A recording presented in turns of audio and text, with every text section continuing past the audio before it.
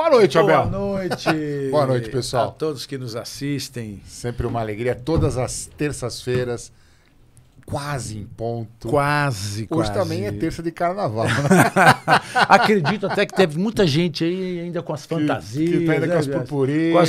Tirando as purpurinas do cabelo. Mas, pessoal, já que o assunto hoje vai girar em torno, verdade, né? Então, tirar as purpurinas do cabelo e seguir em frente. Vida que segue. Lembra aquela música É Dos que não pode falar mais? Porque hoje em dia não é politicamente correto, mas tinha uma marcha que falava muito sobre o tema do episódio de hoje, que é o episódio número 140. Rapaz, o negócio me pegou. 144.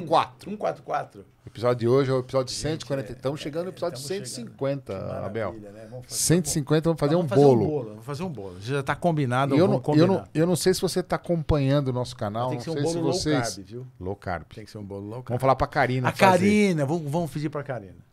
Eu não sei se você tem acompanhado o nosso canal, assim, olhando os números. Está crescendo, né? Mas impressionante. Nós estamos chegando a 10 mil inscritos, totalmente orgânico. Isso é o uma maior maravilha. canal orgânico de saúde e bem-estar nesse formato, né? Desse videocast do YouTube. No YouTube. E a gente... Já passamos os 500 mil de visualização. E assim, um trabalho sério, né, Pé? A gente Não, fez trabalho. desde o começo. Como chama? E graças aos nossos Como convidados. chama aquele negócio? Trabalho de... Trabalho formiguinha. Formiguinha, exatamente Um isso. trabalho sério, mas graças aos nossos convidados, né, aproveitar para agradecer a todos, a cada um que esteve aqui conosco. Que se disponibilizou. Que esteve aqui, que nos prestigiou e que com certeza nos ajudou a formar esse canal que foi feito para vocês com o objetivo de A transmitir gente saúde devia e ter bem-estar. vindo hoje de roupa de fulião, né? Não de Pois roupa de trabalho, Eu né? só estava com a minha fantasia, mas eu achei que tirou um pouquinho. Não, é que eu chegar aqui de Capitão América não ia ficar bacana, entendeu? Podia ter vindo de roupa de scrub. Ô, Abel, quem que você convidou hoje pro episódio Hoje. 1? Olha, 4. hoje eu estou tendo a honra de convidar o Dr. Jonas Vasques. O Dr. Jonas é um grande amigo, uma pessoa com quem eu tenho muito respeito e que se especializou assim, em cirurgia do cabelo, né, em cuidados do cabelo. Então, eu acho que hoje nós vamos ter uma condição aí de ter grandes esclarecimentos, uma cirurgia que cada vez mais vem aumentando a procura. E ele está aqui hoje com a sua expertise para nos esclarecer as suas dúvidas. Mas antes de falar com o Jonas, agradecer a GCA, que é o nosso patrocinador, Fundamental. que mais uma vez nos prestigia, nos apoia. GCA, muito obrigado. Já obrigado aproveita e vocês. pede o like, É a o like, inscrição. isso é importantíssimo, né?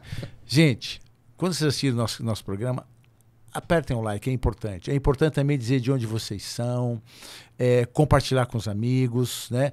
E divulgar o máximo que vocês puderem para que a gente continue crescendo, né, Piaz? Cada vez mais. Fundamental. E que a gente possa cada vez mais levar episódios assim com grande conteúdo e com grande contribuição a todos vocês. Então vamos lá. Doutor Jonas, muito prazer, muito obrigado por ter aceito o nosso convite, por estar aqui numa terça-feira de carnaval. Sei que você estava na folia, mas hoje nós estamos aqui. É um grande prazer. Eu e o Dr. Piazza estar recebendo você aqui hoje. Poxa, muito obrigado. Fiquei muito feliz quando você me convidou, né? Quando, há 2, 3 semanas atrás, né? Eu fiquei relembrando da época lá de residência e fui relembrando e lembrei de 2 coisas, né? Eu falei, pô, tem pouco tempo eu estava lá, né? Agora eu estou aqui me sendo convidado para participar do podcast lá, que bacana.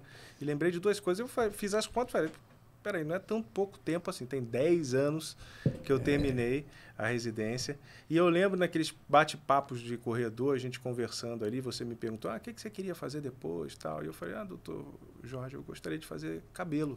Não sei se você lembra, os corredores ali de São Cristóvão. Lembro. Você me respondeu assim, se você for fazer cabelo, muito provavelmente você só vai fazer cabelo. E é isso que está acontecendo agora. Eu só faço praticamente cabelo. Hoje só transplante de cabelo, uma cirurgia muito trabalhosa, não sobra muito tempo para você fazer outras coisas. É interessante isso, né, Piazza? Você conhece algum colega que faz, além do cabelo, mais outras cirurgias? Eu não conheço. Eu conheço 2. Que fazem... Assim, rapidamente, eu pensei assim, veio 2 na minha cabeça. Um é o Fábio Nakashi. Fábio Nakashi faz os 2. Acho que ele, né? Não sei se sabe quem é o Fábio Nakashi. Eu acho que sim. O Fábio Nakashi da escola do professor Munir Curi, foi assistente de Munir muitos anos. E outro que eu acho foi que Munir também, que também faz os 2, é o José Fábio Saad, o Saadinho. O Saadinho. Ele faz os 2. Mas eu acho que tem razão. O Fábio tem uma experiência enorme, né? Acho que você tem razão. quando você fala que a tendência hoje é uma dedicação quase que exclusiva. E aí eu já pergunto para o Jonas exatamente isso. Porque assim, a gente vem de uma fase, entre aspas, ou de uma época do cabelo, depois a gente tem muita coisa a aprender, mas assim, que a cirurgia de cabelo era, entre aspas, o tratamento mais gold standard. O transplante, né? O transplante capilar. E hoje eu acompanho alguns colegas, inclusive você que faz a cirurgia de cabelo, que faz o tratamento de cabelo como um todo, que tem muita coisa, não clínica, mas menos invasiva. E eu queria te perguntar, você faz também toda essa parte de tratamento, de... Esqueci o nome, como é que chama? MMP, microagulhamento. É isso. Isso. Toda essa parte, sei lá, clínica. E aí você depois culmina com o tratamento cirúrgico, ou você só faz o tratamento cirúrgico e delega, ou você não acredita nesse tratamento clínico? Então, assim, eu costumo dizer muito isso para os pacientes, a gente tem que ter um alinhamento junto com os pacientes, né? E eu falo sempre para eles, a cirurgia não é um tratamento para calvície. Na realidade, a gente usa a cirurgia para tratar áreas onde a doença já venceu, né? Onde os fios já atrofiaram e aí você não tem mais tratamento para isso. Então, nessa fase não tem mais jeito a não ser o transplante capilar mesmo. Esses outros tratamentos, tratamento clínico, MMP, esses tratamentos injetáveis, a gente usa esse arsenal de tratamento para tratar os fios que o paciente ainda tem ali nativos, que são sensíveis ao hormônio.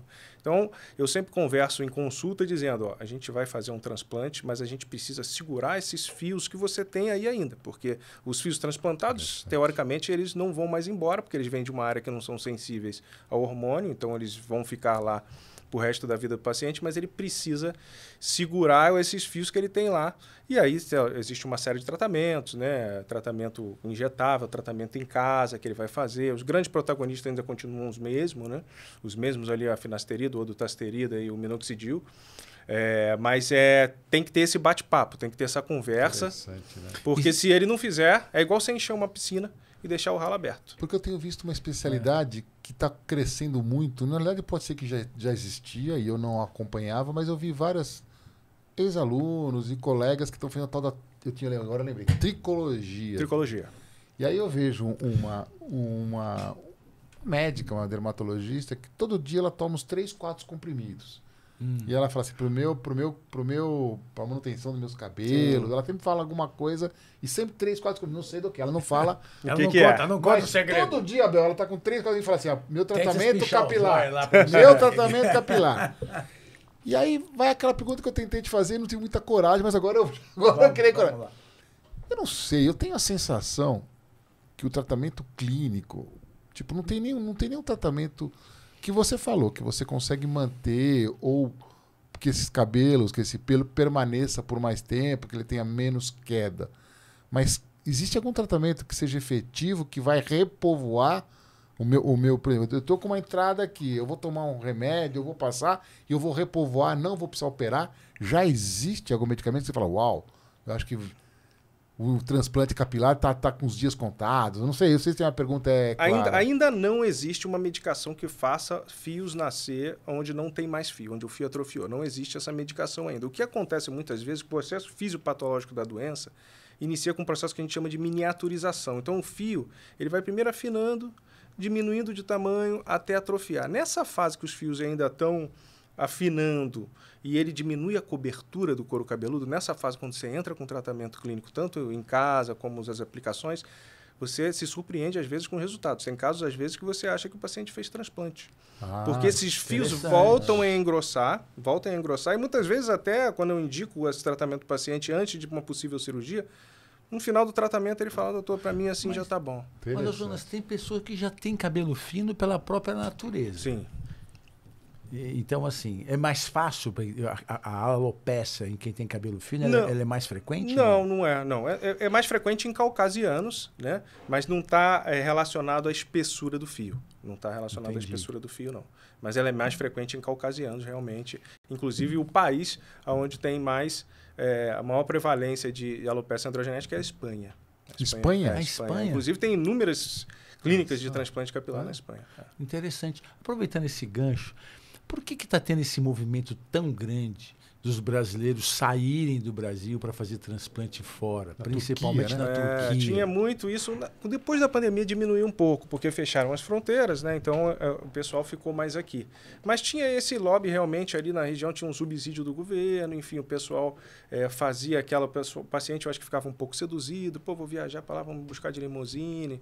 Vi foto de avião, todo mundo no avião com um curativo Você via na alfândega ali, chegando no aeroporto, um monte de gente com curativo, às vezes, né? Com curativo ali na alfândega. E esse pós-operatório, quem fazia? Não fazia, realmente não tinha. Ele fazia a cirurgia e voltava para o Brasil. Brasil. Se tivesse alguma queixa, ia ter que voltar lá para a Turquia. Se vira nos 30. Para você reclamar lá. Então, e a grande maioria lá são técnicos, né, que fazem, né? Não são médicos lá Tem na robô Turquia. também, muita coisa com robô, né? Tem um robô. O robô ainda não funciona tão bem assim, o Artas, né? Que é um robô que desenvolveram. Normalmente, o robô ele só faz a extração do folículo, ele não faz uma cirurgia inteira. Né? A cirurgia, hoje a técnica FUI, que é a técnica que a gente utiliza, a gente tem que extrair e implantar, né? Com dispositivos que a gente chama de implanters, que a gente implanta na área receptora. O robô ainda não faz isso, né? Ele tem um custo muito alto, são kits muito altos, então o valor deles é muito caro. Só para começar a cirurgia já começa. Você acha que nós vamos chegar lá um dia? Eu acho que sim. Você vai botar a cabeça do paciente parado, uma estereotaxia na cabeça? Eu não sei se vai, não sei o que vai chegar primeiro. Alguma coisa desenvolvida. Ou medicamentoso, né? Eu não sei o que vai chegar primeiro. Ou alguma coisa desenvolvida aí da célula tronco, que tem muitas pesquisas, mas nada ainda. Eu acho que talvez nessa geração aí a gente não pegue ainda. Ou o robô fazer a cirurgia inteira, que hoje ainda não faz muito bem. Ô, Jonas, só para a gente ir assim, crescendo nas indicações. Quando o paciente chega habitualmente para você, já chega com alopécia já para cirurgia. Sim, a maioria dos pacientes... A maioria deles já chega com algum grau mais avançado, 3 para frente. Existe uma dicotomização, não sei se essa palavra é certa, mas assim, eu estou começando a ter queda de cabelo, eu estou começando... Que idade... Não tem uma idade que eu preciso fazer uma profilaxia? Não sei se... Entendeu? Por exemplo... Eu tenho, sei lá, 30 anos e eu acho que vai começar a piorar a queda de cabelo. Tem uma idade que eu preciso começar a fazer uma profilaxia e essa profilaxia é efetiva para eu não evoluir para calvície? Tipo, todo homem tem que fazer uma profilaxia ou não? Não, os homens que têm a doença, né? Nem todos os homens têm. Eu, por exemplo, não tenho a alopecia androgenética. É uma doença onde você tem uma sensibilidade ao hormônio, ao DHT, lá, que é um derivado da testosterona. Quem tem a doença, eu sempre costumo dizer, quanto mais cedo procurar, melhor. Então você faz o seguinte, você olha para sua família. Olha para os seus tios, seu pai, a família da sua mãe principalmente está mais ligada ao cromossomo X, então você olha ali tios, avô materno. Se você tem ali uma herança familiar forte para calvície, já se preocupe quando começar a aparecer as primeiras entradas ali, uma rarefação nas entradas. Então, esse é o momento que você consegue sim fazer uma profilaxia. Porque você tomando os bloqueadores, você diminui o DHT, que é o grande vilão da história aí, que faz esse afinamento dos fios e atrofia. Então, se você procura nesse momento, de repente você previne aí. Eu mesmo tenho amigos pessoais que tomam aí finasterida há mais de 20 anos, que um pai com calvície grau 7, que eles tá com o cabelinho dele lá até hoje. Então, se usar direitinho, com disciplina, segura. A finasterida tem efeito colateral, não? Tem algum... Assim, na realidade, assim... Toma 20 anos, né? 20 anos, tem filhos, né? Porque o grande medo dos homens, né? O preconceito em relação à finasterida é que quando você diminui o DHT, você pode diminuir a libido. Né? Os pacientes até confundem um pouco com impotência. Então, mas não é bem assim. Ele pode diminuir, a cada 20, 25 pacientes pode ter diminuição de libido. E aí, libido, não é impotência. É a perda de vontade. Claro. Não, eu achei que fosse a impotência. Não é a impotência. Ele diminui a libido, aí o paciente sabe que fica meio uma coisa meio psicossomática. Tem um dia que ele não está muito bem, ele coloca a culpa do remédio e para de tomar. Essa é uma das causas de baixa aderência ao tratamento.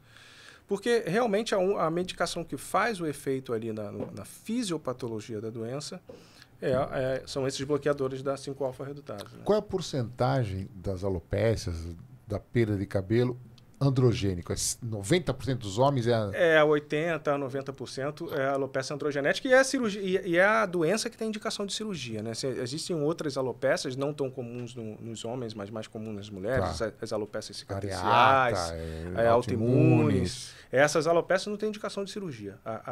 O que a gente trabalha no dia a dia é a alopecia androgenética, o que a gente trata, que faz o transplante. Existe a possibilidade de fazer transplantes capilares em em algumas alopécias cicatriciais, mas é muito raro, principalmente pós-trauma, né? Pós-queimadura, Pós-queimadura. Aí a gente pode lançar a mão do transplante para esses pacientes, mas normalmente é a alopecia androgenética que a gente trata. Uma coisa interessante assim, e a andropausa aumenta isso, essa possibilidade de queda de cabelo? Na verdade, diminui. Diminui porque você diminui o testosterona, né? Mas hoje em dia a maioria dos homens repõe testosterona. Quando repõe, e eu converso muito isso, se você não está tomando um bloqueador e vai fazer reposição de testosterona, você pode diminuir, você pode aumentar o aporte de DHT ali, que aí pode afinar ainda mais. Né? Mas a doença, ela ocorre independente da quantidade de testosterona.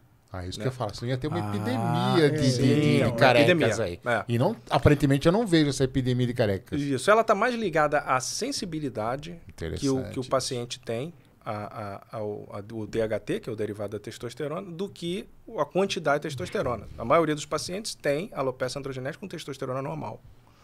Então, é a sensibilidade do fio àquele hormônio, independente da quantidade dele. Quando você diminui o DHT, que é o que causa esse afinamento, aí você diminui o afinamento. Então, quando você, por exemplo, a finasterida, você diminui 70% a quantidade de DHT. Então, você diminui o afinamento dos fios. E não existe nenhum outro processo que diminua isso?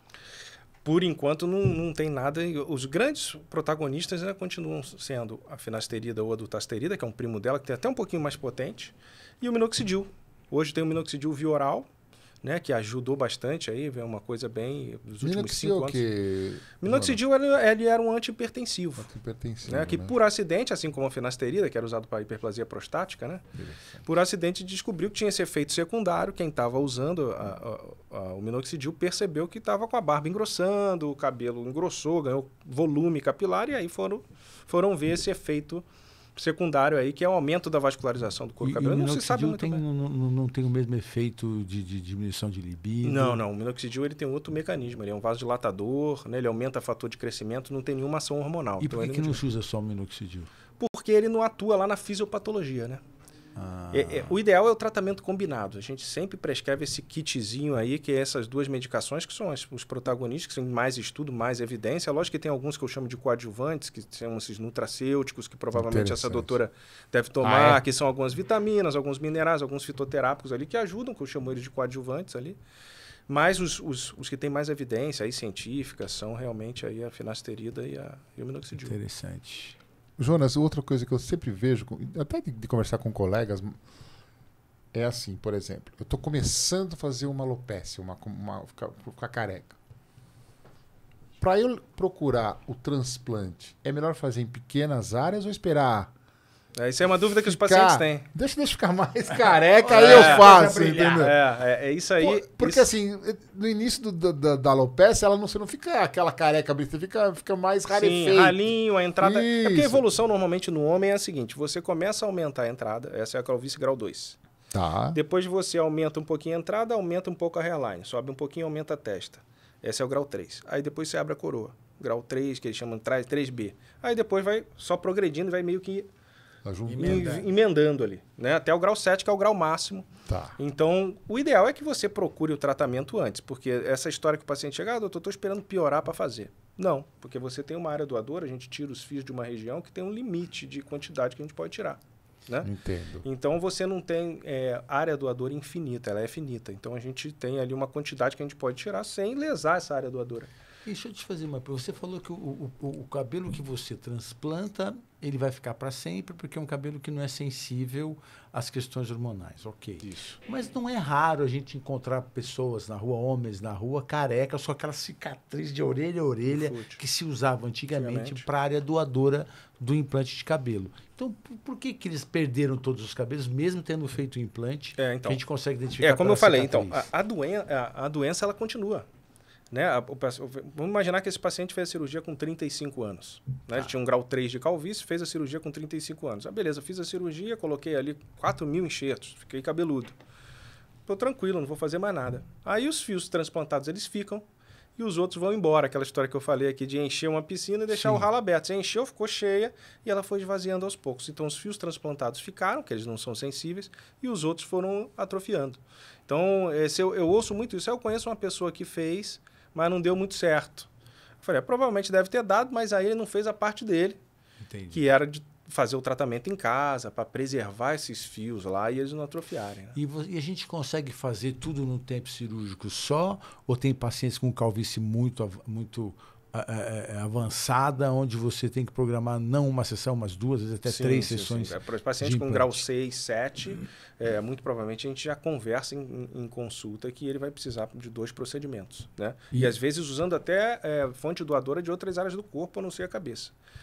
Além da cabeça, né? A gente normalmente tira de barba, região peitoral, né? A gente tira fios para complementar e normalmente a gente usa esses fios para fazer um complemento de densidade, porque eles são fios de qualidade diferente. Eu acho que o segredo do transplante capilar é essa linha anterior bem feita, bem desenhada, numa situação, um implante colocado ali um a um. Tem uns detalhes de refinamento que fazem toda a diferença para você dar um resultado mais natural possível. Que o ideal é que as pessoas olhem para você e não percebam que você fez o transplante.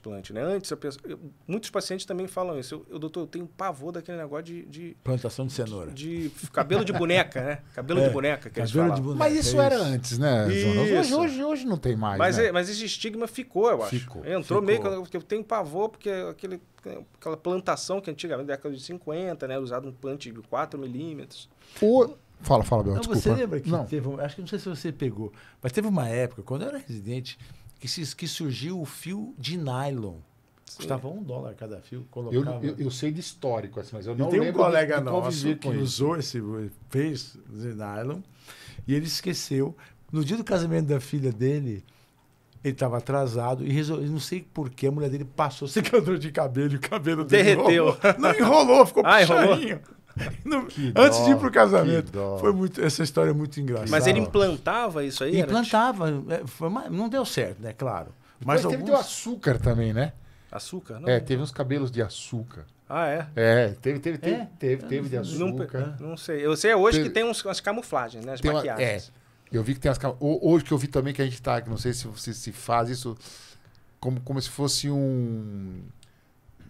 que as meninas fazem no... Uma tatuagemzinha. Não, que elas fazem no supercílio. Supercílio não, nos cílios. Eles não fazem um alongamento. Aí ele faz alongamento fio a fio e vai... Faz como se fosse uma peruca, tipo um interlace. Sim, mas é o interlace mais moderno agora.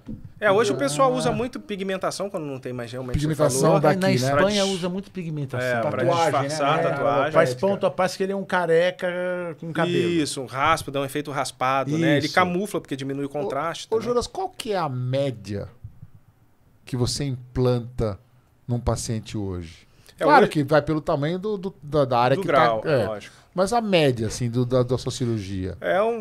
Hoje a nossa média é em torno de 4.000 a 5.000 unidades foliculares 4.000 por cirurgia. Hoje mesmo eu estava mostrando para o Dr. Jorge, antes de começar aqui, nós terminamos a cirurgia com 5.100 unidades foliculares. Quanto tempo de cirurgia, Jonas? Hoje, mais ou menos. Esses 5.000 fios, vai? Levou 10 horas. São 10 horas de cirurgia? 10 horas de cirurgia. 10 horas. Quantas pessoas trabalhando na equipe, Jonas? Eu e mais 6. Você e mais 6. Médicos, você e mais um. Eu e mais um médico e mais 5 auxiliares. E o resto 5 auxiliares. Que loucura. É uma maratona. É uma maratona. Eu costumo dizer isso. Com anestesia local. Anestesia local é uma sedação via oral, né? A gente faz em clínica, então a gente faz nível 1. Clínica, nível 1, ambulatorial 1. Isso. Tem alguns pacientes, 95% dos pacientes nós fazemos dessa forma, mas alguns pacientes preferem dormir a cirurgia inteira e a gente leva para um hospital dia para fazer com sedação venosa. Mas a grande maioria... É uma cirurgia que dá muito trabalho, mas ela não tem alta complexidade. Porque o local de manipulação é pequeno, né? Pequeno. Ou seja, o sistema inflamatório... Superficial. O sistema inflamatório que ele vai desencadear não é, mas cansa, né? Cansa, imagina. Esse paciente de hoje foi com local, não, né? 10 horas? Local, mas a gente faz uma sedação via oral, né? Mas ele não cansa mesmo? Como é que é mesmo? Ele não senta... Faz uma pausa para almoçar, ele almoça. Ele almoça com os cabelinhos... Almoça. Lembrando da história do Fábio Nakati, ele operou... Ele precisa vir aqui contar pra nós. Precisa. Saddam Hussein, não foi? Não, foi o... Foi Saddam Hussein. Foi o... Quem foi? Gaddafi. Que pediu pra comer um hambúrguer. Isso. Conheço essa história, eu vi no congresso. Essa história. Ele pediu foi o Fábio Nakati que operou ele. E assim, ele quis fazer a cirurgia acordado porque ele tinha medo de... Mas ele fez cirurgia facial junto, não foi só o cabelo, o hambúrguer com a cirurgia facial. Mas é interessante isso, porque a gente vê os pacientes falando, e não só pacientes, mas colegas, homens que vão fazer a cirurgia de implante. Quer dizer, quantos fios vão colocar? Parece que o número de fios é o mais importante. Não é o mais importante. Não é. Eu tenho a sensação que não seja mesmo. Às vezes você faz a mesma quantidade de fios em paciente com grau de fio. Às vezes o paciente tem um perímetro cefálico maior. Entendeu? Às vezes ele tem um fio mais grosso, você precisa de menos fio quando você tem um fio mais grosso. A densidade não precisa ser tão alta em algumas áreas. Então, isso não é o mais importante, não é a quantidade de fios, não. Né? Isso aí varia muito pelo grau de calvície, né? Tipo de fio. Né? Então, tem várias coisas que você precisa analisar ali para dizer o número que você precisa. A gente até desenvolveu lá na clínica um sistema que eu faço um escaneamento da cabeça do paciente, com um scanner profissional mesmo, que tem uma precisão de 0,3 milímetros, e eu consigo calcular ali com muita precisão a área que ele tem de calvície. Então, eu já chego meio que preparado ali para a cirurgia, eu falo, esse paciente aqui eu vou precisar de 4.500 unidades. Assim, isso, eu ia te perguntar isso em seguida, porque é uma dúvida também que eu tenho em relação à precificação disso. Não quero saber quanto você cobra, mas previamente você sabe se vai... Tipo, você combina com o paciente e vai colocar 3 mil, aí você vê que 2 mil foi suficiente. Ou 3 mil, e você viu que 3 mil não deu metade, você vai colocar 5 mil, 6 mil. Nos Estados Unidos eles cobram assim por unidade, né? Eles têm esse costume de fazer essa prática lá nos Estados Unidos. Aqui não, aqui a gente vai é um preço, muda muito pouco em relação ao tamanho da cirurgia. Entendi. Por quê? O custo da cirurgia é o tempo, material, a quantidade de pessoas. Então, o que você economiza ali em 1, 2 horas de um grau para o outro, né, no final de uma cirurgia, não justifica ali um valor muito diferente, né? Eu só para quem está nos acompanhando, tem vários médicos que nos acompanham, eu sempre falo isso, mas tem muito público leigo também. E a gente viu uma mudança, não sei te precisar cronologicamente, mas vou colocar aí 6 anos, 5 anos, de se tirava uma fita, foi o que eu falou, o tal do FUT, Sim. Né, que tirava uma fita que todo mundo vê. É comum ver aquela cicatriz. Cicatriz você de orelha, repara. De orelha a orelha. Aí você tirava uma fita, ele ia picando aquela Isso. fita e ficava, aí implantava aquele fio. E hoje tira unidade folicular por unidade folicular, que é o tal do FUI. Hoje, para você preparar, você aspira, você vai lá e tira uma unidade. Mas mesmo assim, você precisa preparar essa unidade. Sim. Não é direto, você tira e implanta. Você precisa ter alguém... Isso é microscópico? Microscópio. Isso não é lupa. Eu tiro com a lupa. Eu tenho uma lupa com magnificação de 8,5. É uma lupa que eu vejo ali igual Maracanã. Assim. Né? Então eu enxergo bem ali e consigo usar um punch. A gente usa punch de menos de 1 milímetro, 0,8 milímetros. Né? Aquele furinho ali do punch, ele cicatriza em 3 dias. Porque ele fecha para segunda intenção. Não tem mais a sutura hoje. Né? Quanto mais fino o punch, mais rápido cicatriza, menos lesão você causa a área doadora. Então a gente usa punches cada vez mais finos. Depois de extrair desses fios, então eu vou puncionando. Você imagina, cirurgia de hoje eu fiz 5.000 punções.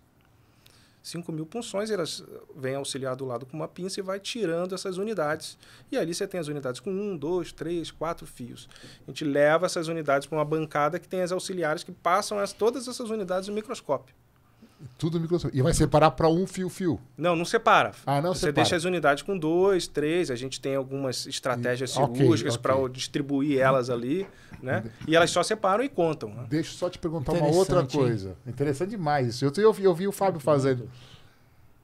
Aqui, numa pessoa, sei lá, eu, por exemplo, aqui, nessa região temporal aqui, Sim.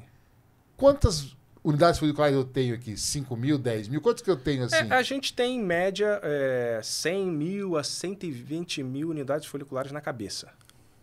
Na cabeça toda. Quem é cabeludo igual eu, por exemplo, assim, Tá. que tem mais de 100 unidades por centímetro quadrado. Isso aqui é uma alta densidade. Tá. Isso aí varia muito de paciente para paciente. Tem paciente que você nota uma área doadora enorme. Mas aqui, por exemplo, essa área doadora média. Aqui tem uns eu acredito 20 que mil. no seu lado parietal aqui, temporal desse lado aqui, dá para tirar uns 1.000 e pouco sem ter rarefação nessa área. Não, eu tô falando pensando em mim, não, porque assim, eu tô achando que assim, por exemplo, 5 mil, eu tenho medo de você sequelar a Não doadora. sequela. 5 mil, Não tem. normalmente não, a não ser que o paciente já tinha feito uma cirurgia antes. o cabelo.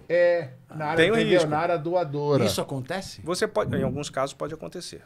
Porque eu fiquei imaginando, você tira tanto da área doadora. Por isso que ela é limitada, né? Então, É cobertor curto. mas como você sabe, sabe quantos tem? Você conta previamente? Você tem uma noção de densidade. Né? Você pode porque- tirar até 40% ali da densidade de 1 centímetro quadrado, por exemplo. Entendi. Sem causar prejuízo ali à área doadora. Entendi. Então você faz mais ou menos agora, a gente já tem já uma experiência, experiência, então imagino. você já vai ali e já sabe. Você olha e já sabe como Pela você pode configuração dos buraquinhos que ficam ali na cabeça, você já Ótimo. sabe, aqui tá bom. Mas o ideal é você tirar uma foto ali com um quadradinho de 1 milímetro, calcular a densidade e ver quanto você pode tirar de cada área. tirar. Eu Ô, tinha Jonas, essa sensação. Quem é grisalho, que quer fazer um implante de cabelo, é mais difícil? Não, a única dificuldade que a gente tem é com a lupa enxergar o branco, né? Porque o branco ele fica transparente quando a gente raspa, mas a gente pinta. Ah, vocês pintam. Pinta. A gente pinta. Acho Raspou, igual, pintou. Igual a epilação, né? Igual o laser para fazer depilação a laser. Eles Isso, a gente eles pintou, pintam porque o laser não pega no... no- tem que ser de cor, né? Exatamente. Então é a mesma coisa, a gente precisa enxergar e aí depois que raspa a gente passa uma tinta que aí eu consigo enxergar, mas aí você vê o bulbo branquinho. Isso o microscópio é muito importante, porque às vezes elas passam também para fazer um controle de qualidade. Às vezes você vê um fio transeccionado sem bulbo. E aí você descarta, porque não vai nascer. Interessante demais. Aí quando você vê o bulbo branco, só vê no microscópio. Né? É difícil. Jonas, Torna Ou um pouco seja, mais então, difícil. torna um pouco mais trabalhoso. no Torna caso. porque você tem que passar ali com mais cuidado no microscópio. E quando hoje em dia também está muito em voga fazer barba, né? O fio da barba é o do cabelo que você usa? Depende. Se for, a maioria das vezes a gente faz, por exemplo, como a minha, né? A minha tem algumas falhas aqui, costeleta, área da bochecha, aqui, ali eu consigo tirar daqui como área doadora, submandibular e submento. Que é o ideal, mesmo entre sistema. aspas. Que é a mesma qualidade Mesmo de fio. né? Você pegar Não, fio não, daqui e mesmo colocar- sistema. Também é Mesmo sistema. fácil. Puncionam aqui, é um pouco mais chato a anestesia, né? Porque aqui você não tem como Vai, fazer aqui o incomoda. scalp block. O scalp block você fica com o couro cabeludo dormente, igual um capacete, não sente nada.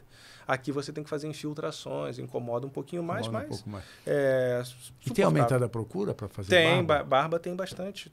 Ano passado, eu não tenho esse número exato, mas a gente fez bastante transplante de barba. É uma cirurgia que particularmente eu gosto muito de fazer, É? porque dá um resultado muito bom. Interessante. Interessante. E tem gente que quer ficar igual o Tony Ramos, assim, com o peito cabeludo? Não, também quer normalmente fazer? eu uso essa área para tirar fio. Ah, é? A pessoa se preocupa mais com lá em cima. Ele fala, pode tirar meus pelos do corpo inteiro. Se você tirar... se você pensar, não sei, outro dia eu estava fazendo essa conta, né? Você tem, mais ou menos, aproximadamente 5 milhões de unidades foliculares no corpo. 5 5 milhões. 5 milhões. Então, você faz uma conta aí que é praticamente impossível você ficar careca, né? Olha aquela pergunta do leigo. Você pode tirar de qualquer área. Pode tirar até de região O que pubiana. faz um pelo crescer reto, crescer torto, crescer encaracolado? É a característica genética. Genética do pelo. do pelo. Porque no mesmo organismo, na mesma pessoa, Tem fios de você cor. tem fios de Fio diferentes. da perna é bem fininho. Aí tem que fininho. usar o sabão cracrá. Que Sabão não deixa cracrá. o cabelo enrolar. Não, mas é genético. É genético. Não é da temperatura local, não é do uso de vestimenta, não é, Não, é não genético. é genético. Tinha aquela história, eu vou raspar o cabelo, meu cabelo vai nascer crespo. Não É, tinha uma isso, lenda tinha dessa? essa Não. lenda. Mais Não é. forte. Boné, eu vou usar muito Isso. boné e vou ficar careca também. Isso é mito, né? O que acontece é quando você usa muito boné, você pode ter uma dermatite seborreica e tal, mas por umidade, mas não causa doença, não. A doença é genética. Né? E a característica do fio também é genética. O paciente que tem, por exemplo, muita caspa, ele tem tendência a ter mais queda de cabelo? Pode acelerar. Pela assim. oleosidade do couro Pode cabeludo? acelerar. Normalmente na mulher, por exemplo, que tem alopecia de padrão feminino junto com a dermatite seborreica, normalmente a gente trata a dermatite seborreica junto porque ela pode dar uma piorada no quadro. Quanto a proporção é 6 homens para uma mulher? Como é que É é? mais. É mais? 90%, 90 e poucos por cento Nove- homem. Homens e mulheres. Mulheres a gente opera normalmente nos casos que não respondeu ao tratamento. Então, o paciente chegou, fez tratamento clínico por um tempo, né, de forma disciplinada, né? E aí tem alguma área que não cobriu totalmente com a melhora ali o tratamento, aí a gente faz uma cirurgia sem raspar nesse caso. né? Isso que eu ia te falar. Eu tenho a sensação que deve ser mais dramático. Eu tenho a sensação Pra mulher é mais. que a mulher ela faz habitualmente mais rarefação Na arefação. do que uma área totalmente alopética. Isso, justamente. Aí você faz o enxerto no meio dessa... Entre fios. Entre fios. É, Deve entre ser fios. esse, Essa é deve a alopecia de padrão feminino, é diferente do de padrão masculino. Né? Ela preserva a hairline, né? E faz uma rarefação normalmente aqui na linha do partido, que a gente chama, ou aquela linha da risca. Da né? risca. E no vértex. Né? Essa é uma área que fica mais rarefeita. Elas são 3 graus só, né? 1, 2 e 3, que é aquela que fica tudo rarefeito. E uma curiosidade, a mulher com cabelo comprido, você manda cortar o cabelo para fazer o... Não, na realidade, o que a gente faz quando a gente precisa... É até bom o cabelo comprido, porque normalmente quando a gente precisa raspar algumas áreas para tirar o fio, funcionar com aquele punchzinho lá que a gente usa. Então a gente faz uma janela.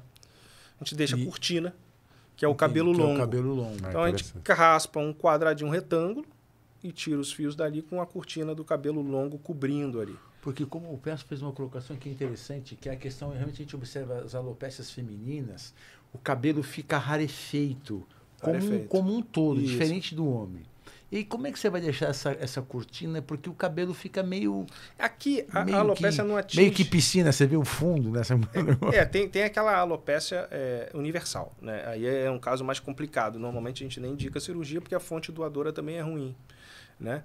Mas quando o paciente tem alopecia androgenética que a gente tratou e aí tem uma área para preencher, que vai precisar de 2.000 unidades foliculares, essa área aqui não é atingida normalmente. Então ela tem uma cortina boa, que vai cobrir bem ali, não vai ter problema estético para ela fazer as atividades dela. Na área receptora a gente não raspa nada, faz ali o transplante entre fios e no homem normalmente a gente raspa tudo, né? Porque também o homem a gente faz cirurgias maiores, né? Interessante. Eu tô vendo, sei lá quem me falou, esse aqui faz fios longos. Falei, imagina a dificuldade. É muito. Imagina o trabalho que a gente teve hoje, falando 10 horas de cirurgia com cabelo raspado. Imagina com fio longo. Pois um fio longo não dá para fazer uma cirurgia desse tamanho. E disse que caem todos depois. Caem todos, Então, a única vantagem do fio longo é sair cabeludo da cirurgia. Eu imaginei isso. Essa é a única vantagem porque você tem uma noção de como você vai ficar. Mas como você extrai o fio longo com Tem punch? alguns mecanismos, hoje tem alguns punches para extração de fio longo. Imagino que deve ser assim, ele deve ser fenestrado de um lado e você entra... Mas justamente, ele é fenestrado de um lado, você encaixa. Exatamente, você imagina, não é totalmente fechado. Deve ser, hoje a gente extraiu 5.100 e poucos unidades foliculares, né? E a gente demorou em torno de 3 horas e meia. Então, são 1.000 e poucas unidades foliculares por hora. Então, é um movimento muito rápido. Quando você precisa fazer uma cirurgia desse tamanho, tem que encaixar, você não consegue fazer em um dia só uma cirurgia dessa. Então, são para calvícies menores. É possível fazer uma cirurgia com fio longo em calvícies menores. Quando o paciente tem uma calvície mais avançada, aí o ideal é raspar. E os fios vão cair, né? Os fios caem com mais ou menos um mês e voltam só a crescer depois de 2, 3 meses da cirurgia. Isso é bem explicado, né? Bem explicado. Senão o paciente pira. E mesmo assim, mesmo explicando, mostrando foto, eles mandam mensagem. Tem a ligação de 3 meses. Será que deu errado? Deu errado, meu cabelo tá caindo. Eu imagino que sim. Essa é a pergunta que eu vou te fazer a seguir. Deu errado. O que pode dar errado? Não dar errado pela palavra, não é mais errado.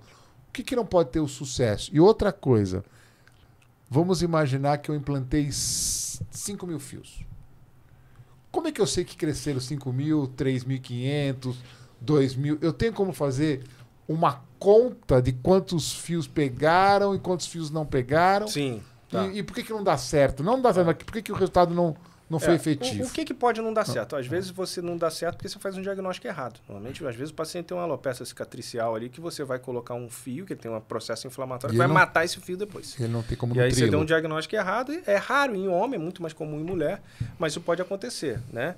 Então, isso é uma coisa que pode dar errado. Outra coisa é você pegar uma equipe que não tem tanta experiência, que pode danificar o fio, né? O fio fica muito tempo fora do corpo, desidratado. Esse fio pode ter uma pega menor, né? Que a gente chama de pega e tal. Como um enxerto, né? Então, o que pode dar errado é isso. Com uma equipe experiente, que trabalha bem o fio ali, trata bem ele, implanta direitinho, com implanter, sem danificar ali o bulbo, eu nunca vi dar problema, assim. Os fios crescem, todos eles. Quantificar a quantidade de fios que cresceram ali só através de programas. Tem alguns programas que usam software com inteligência artificial que ele calcula a densidade em todas as áreas, né? Você consegue, mas normalmente você vê isso visualmente ali através de cobertura.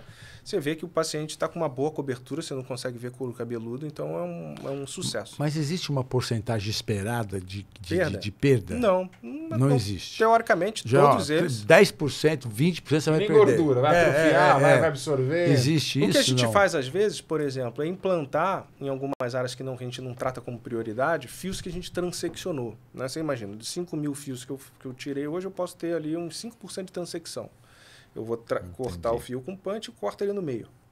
Então, a raiz ficou lá embaixo. E a gente, às vezes, transplanta esse fio transeccionado, porque se ele for com bulge, que a gente chama, que é onde estão as células troncos, ele pode crescer. Né? E existem alguns estudos mostrando isso, que vale a pena você implantar. E se ele não crescer, não vai fazer falta, porque é a área que menos precisava, entre aspas. Então, isso. Aí a gente implanta alguns fios com transecção baixa, que é aquela mais perto do bulbo, lá onde fica o bulge ali, que é ali a fábrica, né, onde estão as células-tronco ali, que ali pode fazer o fio crescer. Inclusive, o trabalho é feito, tem muitos trabalhos agora nesse momento sendo feitos, uma coisa eles fazem como se fosse uma sopa de bugie, e tem alguns que injetam isso aí para como se fosse célula-tronco do bulbo capilar. Uma mesoterapia. Uma mesoterapia com célula-tronco. Tem alguns trabalhos em desenvolvimento fazendo infiltração. E tem dado resultado. Tem alguns trabalhos com resultados promissores. E você tem feito implante em supercílio? Faço em mulheres, sim. Normalmente para preencher densidade, aumentar o tamanho de supercílio, a gente faz bastante. E fica bom. Fica bom. Tem que tomar muito cuidado. Porque você tem que... É uma área que está ali a moldura do rosto, né? Está ali em cima do olho. Então, onde você olha primeiro ali... Então, você tem que tomar muito cuidado com alguns refinamentos. Você tem que escolher bem o fio que você vai usar ali. Normalmente, a gente tira esses fios dessa área mais baixa aqui, que é a área que tem os fios mais fininhos, que crescem menos, né? Sei. Então, a gente usa fios com esse tipo de característica para não ficar uma coisa grosseira aqui, né? A gente tem que tomar muito cuidado com a angulação, tem vários detalhezinhos ali que é importante para deixar o mais natural possível. E deve ser interessante, né? Porque as mulheres, às vezes... Porque antigamente o chique era a sobrancelha fininha. Aí deixou de ser. Mas como ficou muito tempo tirando, deixou de crescer. Para essas pacientes... Fazem pigmentação. E normalmente eu falo para ela na visagista dela, lá, a pessoa que cuida do supercílio, eu falo, fala para ela desenhar do jeito que você quer. No dia anterior da cirurgia. Entendi. Aí você aí eu preencho essa área aí, né? Você tem algumas formas de calcular, mas se ela for lá na pessoa que ela está acostumada, fica mais fácil, né? Entendi. Ela desenha, eu quero assim, e aí a gente só preenche. E a área doadora para isso qual que é? Essa áreazinha normalmente que a gente usa fios finos, fios mais delicados, né? Que não crescem tanto. E de qualquer forma, eles crescem mais. Você tem que, às vezes, cortar com tesoura. 200, 300 unidades, depende do grau de... Então é um procedimento rápido. Demora mais por causa desses detalhes, mas é um procedimento de 3 horas, 4 horas. Ainda dá trabalho porque... É delicado, é uma cirurgia delicada. Dá trabalho, mas vale a pena. Tem aumentado a procura, não? Tem aumentado, sim. Jonas, ficou mais popular no sentido de as pessoas estão sabendo mais disso. Que podem fazer, né? A gente mais uma vez eu repito, que eu acho interessante entre assim, o público que acompanha bastante o canal é público de estudantes de medicina. A gente tem muito acadêmicos que acompanham o nosso canal.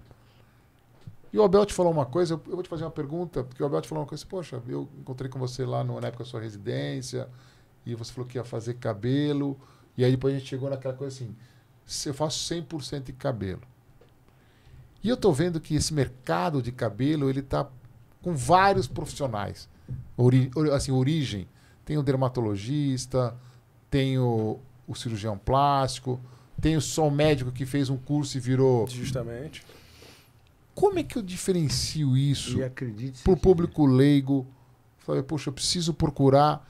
profissional. Como é que eu faço para achar o profissional e não um curioso, vai? Isso, perdão da palavra. Isso aí hoje, todo mercado que é bilionário, né, ele gera aí essa questão de interesse do mercado, franquias. Hoje você vê múltiplas franquias. Aqui em São Paulo, por exemplo, tem uma centena de franquias com nomes diferentes. No Brasil inteiro tem franquias, né? E o que eles fazem? Eles chamam justamente médicos que treinam ele ali alguns finais de semana e aí ele já começa a operar, né? E ele faz uma equipe reduzida, implantam com pinça, enfim.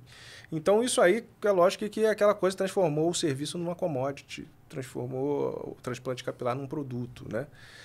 E aí o que acontece? 10% dos pacientes que a gente opera hoje são pacientes que operaram nessas franquias. É aquela coisa que acontece na cirurgia plástica em geral também, né? Sim, com a invasão. Com a invasão. Então, isso aí está acontecendo. Infelizmente, é assim.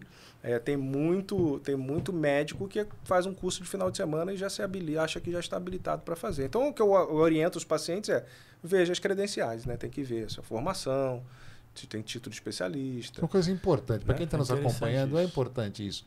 Porque parece que é uma cirurgia simples, parece que é uma cirurgia superficial, e não é, né? Tem toda uma tecnologia, todo um cuidado, todo um preparo. O índice de insucesso deve ser muito alto. Muito grande. Eu opero coisas assim, o período de um paciente que implantar nos cabelos deles ao contrário. Né? Normalmente o ângulo de implantação assim, implantar assim. Então chegou com o cabelo parecendo uma escovinha. Assim. E assim, nessa área eu sou completamente leigo, mas eu fico imaginando, e você me corrija. Você tem uma área de alopécia, vamos imaginar coroa. Aí você faz lá 5.000 furos. sei lá, 3 mil furos, que seja. E você coloca um fio, uma unidade folicular mal preparada, ou ao contrário, são 5 mil pontos de uma fibrose, de uma cicatriz. Sim. Eu creio que você reintervir, ou seja, recolocar numa cirurgia secundária, terciária, é pior. O leito receptor vai estar em condições piores, ou não? Para o receptor, a gente não encontra tanta dificuldade assim, encontra alguma que gera realmente uma fibrose, mas a área doadora fica um pouco mais prejudicada. A área doadora é pior. Pior, principalmente. Interessante. E isso é uma coisa também que acontece em quem não tem tanta experiência. O que eles fazem? Usam punches maiores. Um punch para tirar é maior. Para tirar sem risco de transecção, né? Então ele faz um buraco maior, e não é só um buraco, né? Não é um furo superficial, é um cilindro que ele usa. Sim. Então você multiplica isso por 3. Que é a lesão que ele está causando. Entendi. Então ele gera uma fibrose ali em volta muito maior. Então a área doadora, para tirar depois em área maltratada, né, fica bem mais difícil. A receptora não tanto, a gente não percebe tanto, dificulta um pouquinho, a gente chama aquilo de pop-up, né, quando o tecido mais duro, quando você vai implantar, ele dá um pop-up, ele pula, meio que expulsa, fica um pouquinho mais difícil tecnicamente de fazer. Mas eu já vi isso. Você coloca ele sai. Ainda mais quando você usa alta densidade, né? Quando você faz alta densidade, você coloca um bem pertinho do outro. Né? E aí, quando você coloca um, o outro pula. E uma coisa interessante que assim, eu vejo que a ansiedade, né, de se ver resultado nesse tipo de cirurgia deve ser grande. Qual a média de tempo que você diz para os seus pacientes? Olha, você vai poder pentear o cabelo com um visual diferenciado daqui a quanto tempo? Com 6 meses você já tem 70% do resultado. 6 meses? 6 meses. 6 meses você já tem 70% do resultado. Com 1 ano, a gente espera o resultado final com 1 ano. Porque assim, isso também varia muito. Eu já vi pacientes que retornaram com 4, 5 meses e já tinha praticamente o resultado final. O paciente tem um crescimento maior, o fio mais grosso, usa o cabelo mais curto. Esses pacientes têm um resultado mais cedo. Né? Outros demoram mais, têm um crescimento mais lento. Então, mas normalmente o que a gente vê é em torno de 6 meses com em torno de 70% do resultado. E os fios, quando eles vão crescer, eles não crescem todos juntos. Não é com 3 meses que vai subir todos. Um aponta com 3, outra com 4, outro com 5, né? Então tem essa variação aí. Tem algum cuidado que ele nunca mais pode fazer? O cara fez o transplante, ele não pode pintar o cabelo, ele não pode ir numa sauna, ele não pode... Isso pode trazer problema para a haste do fio, mas a raiz está lá abaixo, não tem problema, não, né? Agora você pode danificar a haste, causar lesão para a haste, quebrar a haste, enfim. Não vai perder os enxertos. O enxerto, depois que integrou, não perde mais. O Gabriel perguntou uma coisa que eu acho que várias pessoas têm, assim... Não sei se são mitos que a gente cria em relação ao cabelo, mas tipo, esfregar muito... Lavar o cabelo todo dia. Esfregar muito com a toalha, fazer escova, não só para homens, mas mais para mulheres que fazem mais escova, puxar muito, sei lá, usar shampoo ruins. O que é mito, o que é verdade no cuidado? Não para quem tem tendência, mas para a pessoa normal, que não tem tendência nenhuma. Se você maltratar esse cabelo, ele vai te responder com queda capilar? Ou não? Isso é basicamente genético. Do que o senhor falou agora, o que pode causar realmente uma alopecia é a tração. Então, não um homem com essa doença chama alopecia de tração. Tração pode causar. Isso mais mulheres, né? Mais mulheres. Porque tem cabelo longo, às vezes usa aquele... Muito rabo de cavalo. Rabo de cavalo fazendo pressão, né? Tração muito forte. E isso pode causar uma alopecia. Mas o resto, realmente, são mitos. Lavar o cabelo todo dia não faz mal. É bom, inclusive, né? Você diminui a seborreia, diminui... o resto é tudo mito. Interessante. A gente tem várias... Dormir de cabelo molhado. Pode dar seborreia, dermatite seborreica, né? Mas não é para a doença, a alopecia androgenética não vai fazer acelerar o processo. Né? Que nem, por exemplo, eu tomo banho de manhã e à noite. Eu molho a cabeça de manhã e de noite. O ideal é que você dormir com ele seco para você diminuir ali a proliferação de fungos, né? Para diminuir, para diminuir a alopecia seborreica. Até aumenta fungos. O travesseiro é uma fonte de água muito importante. É verdade. Ô, Jonas, e assim, para a gente finalizar, né, Peça? Já estamos aí com quase 1 hora. A gente sempre faz uma pergunta. Eu sei que você sempre... Eu lembro que nas nossas conversas, quando você estava na residência, você gostava de jogar snooker. Você continua jogando snooker? Jogava lá, o pessoal. A gente tinha uma snooker lá, tinha uma república grande com uma snooker lá. Eu lembro, na sala. Na sala. E qual é o teu hobby? Não jogo mais. Agora não faço mais nada para pai, agora mas não tem, parou o hobby, não faz mais nada para distrair. Agora eu comecei a praticar mais esportes, né? Corro, mas é isso. Só mas tá voltando, né? O quê? Bilhar e snooker. Eu tenho visto uns bares abrindo aí com snooker. Tá voltando. Porque teve uma fama na década de 90, ali que tinha vários bares de snooker. Naquela época de residência jogava sinuca, jogava pôquer. Ixi, joguei muito pôquer. Agora não faço mais nada disso. Tá certo, Jonas. Muito obrigado mais uma vez. Foi fantástico. Acho que esclareceu muitas dúvidas dos nossos ouvintes hoje, inclusive nossas, né? Então eu só tenho a agradecer e sucesso, né, Piassi? Eu acho que o Jonas, assim, é a primeira vez que a gente recebe alguém especialista em cabelo. Em cabelo. E eu acho que os homens, todos nós temos um tchan. Eu acho que o cabelo, eu acho que de tudo que os homens, entre aspas, eu não sei hoje, eu tinha essa estatística, eu vou falar, ser leviano, mas acho que a procura pela cirurgia plástica masculina, acho que a primeira é cabelo. Cabelo, Acho que era cabelo, pálpebra, pescoço e lipo, eu não lembro mais exatamente. Saiu alguma coisa mas pouco tempo. Cabelo é assim, a preocupação estética maior dos homens, se não é a maior, hoje é uma das maiores.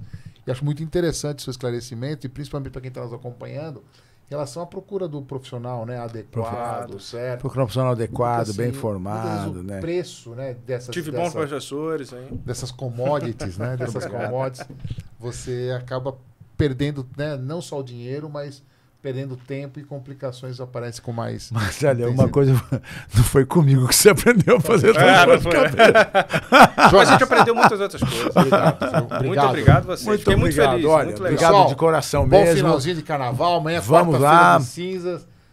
E vamos amanhã cuidar da ressaca, né? Jonas, brigadíssimo. Jonas, viu? Muito obrigado. Tudo bom, muito obrigado. Pessoal, gente, boa noite. Obrigado. Semana que vem estamos aqui juntos, se Deus quiser. ao vivo. Tchau. Um abraço.